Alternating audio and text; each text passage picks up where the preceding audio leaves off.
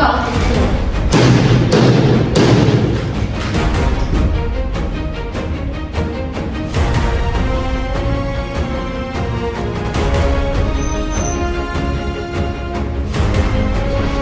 Apakah saudara terdakwa pada persidangan hari ini didampingi oleh penasihat hukum?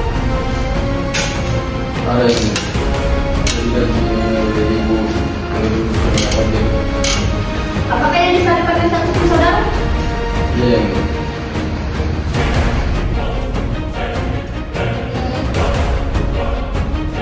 Yang mulia majelis hakim, penasihat hukum yang kami hormati serta hadirin sekalian.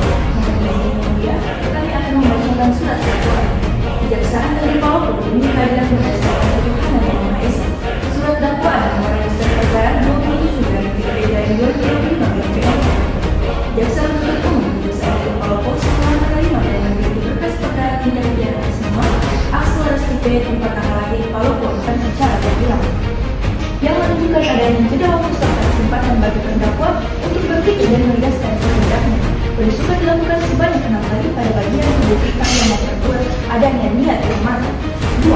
Dengan sengaja atau dolus bahwa terdakwa secara sadar yang alat yang berbahaya mengarahkan penusukan ke bagian tubuh kita serta tetap melakukan penusukan meskipun korban berusaha menghindar. 3. Menghilangkan nyawa orang lain bahwa korban meninggal dunia sebagaimana dikutip dalam Pusat Tertutup nomor 112 garing 2025 tanggal 29 Januari 2025 akibat mendapat tusukan yang mengenai orang kita dan menyebabkan kendaraan hewan.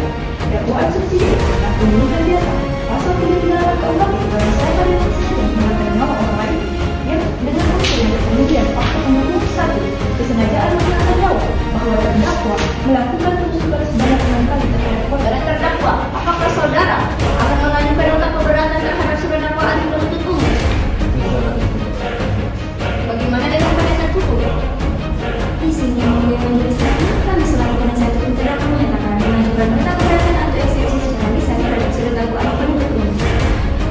Yang mulia majelis hakim, keberatan kami ajukan terutama terhadap dakwaan primer pasal 340 KUHP yang kami tidak cermat, tidak memenuhi syarat formil dan materi serta perkataan dipaksakan.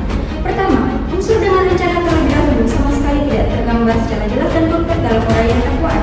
Penuntut umum tidak menguraikan adanya jeda waktu yang cukup, adanya kesempatan untuk berpikir.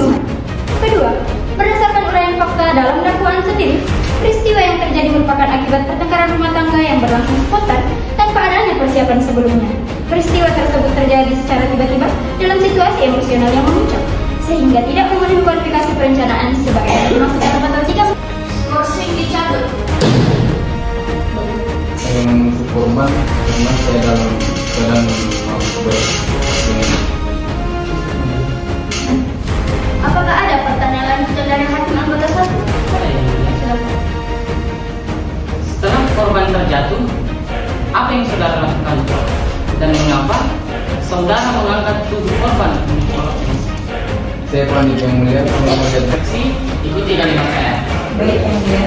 Bismillahirrahmanirrahim. Bismillahirrahmanirrahim. Demi Allah, Demi Allah, saya bersumpah saya bersumpah akan memberikan keterangan akan memberikan keterangan yang sebenarnya yang sebenarnya dan tiada lain dan tiada lain daripada yang sebenarnya. daripada yang sebenarnya. Apakah saudari dalam keadaan sehat jasmani maupun rohani? Sehat yang mulia. Apakah saudari mengerti dan dapat berbahasa Indonesia dengan baik dan benar? Iya yang mulia. Apakah saudari dapat mengikuti persidangan hari ini? Iya yang mulia. Pada saat Anda masuk ke rumah, keadaan itu terkunci atau tidak? Hanya tertutup oleh kunci. Menurut dugaan saudari, siapa yang melakukan pemasukan dan apa motif Anda membuat? Menurut saya yang manusia itu adalah sebenarnya karena di rumah itu yang tinggal itu punya master.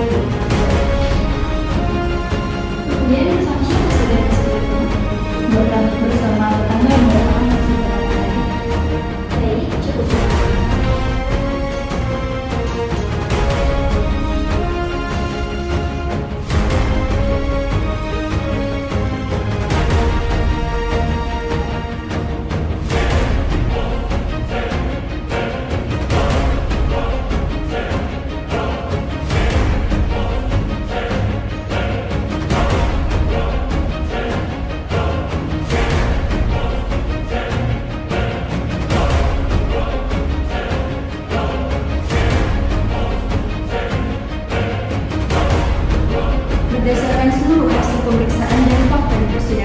dan alat bukti yang sah, penuntut umum menyimpulkan bahwa terdakwa Aksa Resti Pratama telah terbukti secara sendiri memungkinkan melakukan tindak pidana sebagai berikut. Tuntutan primer pasal 340 KUHP tentang pembunuhan berencana dengan ancaman penjara paling lama 20 tahun. Tuntutan subsidiar pasal 338 KUHP tentang pembunuhan biasa dengan ancaman penjara paling lama 15 tahun. Tuntutan lebih subsidiar pasal 44 ayat 3 Undang-Undang PKDRT dengan ancaman penjara paling lama 15 tahun dan denda paling banyak 45 juta rupiah. Oleh karena itu, penuntut umum dengan ini menuntut 1. Menjatuhkan pidana kepada terdakwa berupa pidana penjara selama 20 tahun. Baik, kami selaku penasihat hukum terdakwa dengan hormat menyampaikan pembelaan atas tuntutan penuntut umum. Kami selaku penasihat hukum terdakwa berpendapat bahwa kondisi mabuk yang dialami terdakwa pada saat kejadian merupakan keadaan yang patut dipertimbangkan sebagai alasan pembenar, karena secara nyata menghilangkan kemampuan terdakwa untuk berpikir jernih dan mengendalikan perbuatannya. Yang mulia majelis hakim, penuntut umum menolak secara tegas pledoi penasihat hukum yang menjadikan kondisi mabuk sebagai alasan pembenar. Alasan tersebut tidak dikenal dalam KUHP dan bertentangan dengan prinsip pertanggungjawaban negara. Mabuk yang dialami terdakwa terjadi karena kehendaknya sendiri, sehingga tidak menghapus kesengajaan maupun kesalahan pidana. Fakta persidangan menunjukkan terdakwa masih mampu bertindak secara sadar dengan menusuk korban berulang kali menggunakan alat yang berbahaya, yang secara umum diketahui dapat menghilangkan nyawa seseorang. Yang mulia majelis hakim, menanggapi replik jaksa penuntut umum, kami menegaskan bahwa kondisi mabuk terdakwa relevan untuk menilai adanya tindakan kesengajaan, bukan untuk membebaskan diri dari pertanggungjawaban pidana. Mabuk penjabatan terdakwa tidak mampu mengendalikan diri. Yang mulia majelis hakim, duplik nasihat hukum gagal membantah fakta hukum yang nyata dan hanya berupaya menurunkan perbuatan kejahatan serius menjadi seolah-olah kelalaian. Mabuk yang dialami terdakwa adalah akibat kehendaknya sendiri dan tidak dikenal sebagai dasar penghapus atau pembenar dalam hukum pidana. Tidak ada satupun norma yang membenarkan kejahatan karena pelaku terlebih dahulu memabukkan diri. Fakta persidangan menunjukkan adanya perbuatan aktif berupa perusuhan berulang kali dengan senjata tajam. Tindakan tersebut secara logis dan objektif pasti disadari berpotensi menghilangkan nyawa sehingga unsur kesengajaan tetap terpenuhi, setidaknya dalam bentuk dolus eventualis. Dalil spontanitas dan mabuk tidak pernah mengubah kejahatan menjadi kelalaian.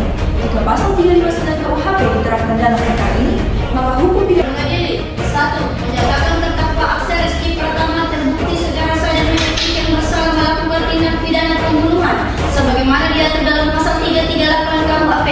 2. Menjatuhkan pidana kepada terdakwa oleh karena itu dengan pidana penjara selama 14 tahun. 3. Menetapkan masa penahanan yang telah dijalani terdakwa dikurangkan seluruhnya dari pidana yang dijatuhkan. 4. Menyatakan barang bukti sebagaimana dalam tuntutan penuntut umum. 5. Membebankan biaya perkara kepada terdakwa sebesar Rp5.000. Demikian diputuskan